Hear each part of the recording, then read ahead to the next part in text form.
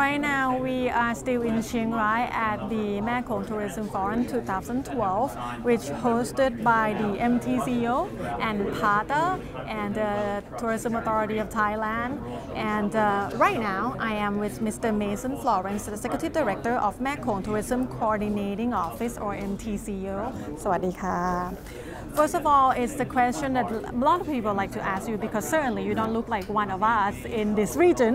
What is in it for you guys to start doing this for this region?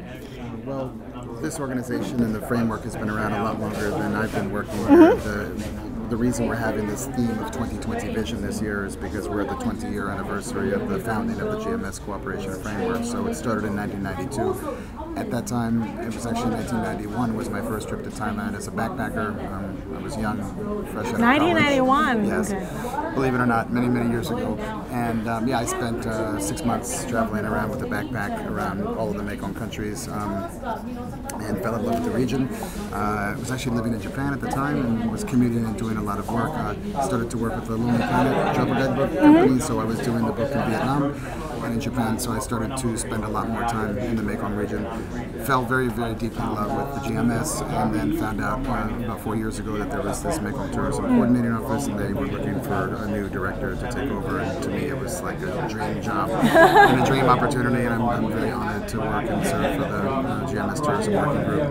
So what is the main role or main responsibility of the MTCO? Okay, we have two arms. We have two purposes. One is to follow up on development projects that are happening in the region, and we're coordinating between development partners and between donors and between the projects that are taking place and future projects that are happening. We also have a marketing component, so we're doing marketing for the Mekong region as a single destination. Naturally, each country in the GMS has its own NTO in the country. Right. We've been tasked by the NTOs, who are actually our owners and our stakeholders and our board, to promote the entire GMS as a single destination and to try to use tourism in a more sustainable, responsible way and as a tool for alleviating poverty. So when we talk about GMS, which is the Greater Mekong sub-region, which is comprised with 3 countries? 6 countries. Right now it's 6 countries. Okay, the Delta is 3 countries, right. But the Greater Mekong sub-region is 6 countries together. You were saying that it was published in the press conference that multi-cultural, multi-country holidays are now common in GMS, but we need to reduce the red tape. What exactly is the red tape you're talking about? Well, there's been a tremendous amount of improvements already. I mean, visa facilitation is one thing, to make it easier for people to cross borders, to get visa on arrival, even to do electronic visa. And Myanmar has just launched a new e-visa. Cambodia, Vietnam, both. Thailand has, of course, had a longer history with visa facilitation. The more we can make it easy for people to cross borders, the easier it is for people to travel.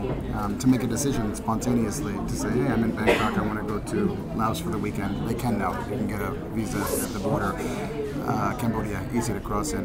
Vietnam, coming along, but still a bit of work to do. So yeah, the easier you make it for people to travel, the more they will travel. And the beauty about the overland travel is that it's helping the people in the rural areas more.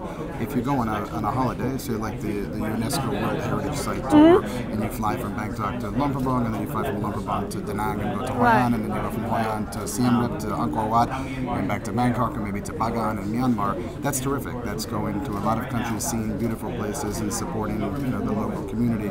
But can you imagine if you take that same trip overland, even a piece of it, you're going to be spending money along the way, right, in local hotels, local restaurants, right, buying handicrafts, using the transportation services of the local community. So the more we can encourage people to go overland, multi-country, the more we think we can help the rural areas. So this sounds like, so red tape in the definition is more like try to make it borderless. Yes. But is it also the same that you can work alongside with the ASEAN AAC that's coming up in 2015? Absolutely, and it's a very good question. The GMS is actually half of ASEAN, or the five northern countries of ASEAN, plus 2 provinces 5 of in southern GMS China. is in ASEAN. Yeah, so it's a kind of half of ASEAN plus 1. Right. Minus 2 because it's not China. Okay.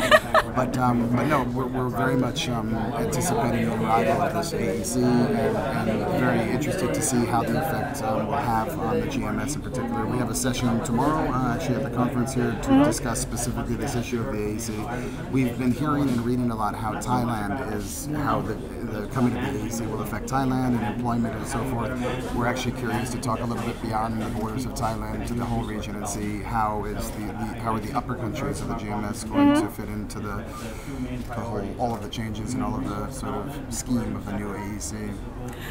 You have been in this region for 20 years, a little over 20 years, and a lot of times you have been working about the greater Mekong sub-region. Yes. What is the most obvious change you see in the past 2 decades? Oh boy.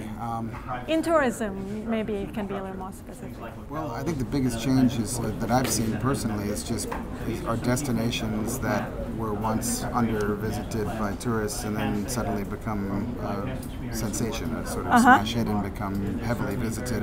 In a sense, you could say that Myanmar is now one of the last destinations, at least in our region, that has been relatively undiscovered. And I think a lot of people are flocking there now.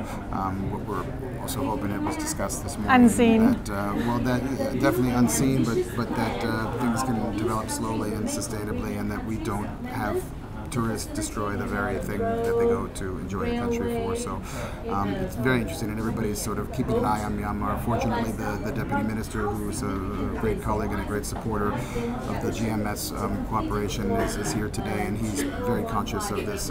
He's been speaking to a lot of consultants, and I think Myanmar is going to be on a very good track. Talking about in this event, and a lot of events so far that involve tourism, a lot of people has talking about sustainability tourism. Do you think is it too soon when you're talking about sustainable tourism in the developing country? Do you think it's the reality that we're trying to get there so fast, this quick? Well, there's Mongachalung Disnana spoke this morning about greed. Right. And there's a natural human desire for things. Yes. And this is not easy. And he was very honest to tell us all that we have it.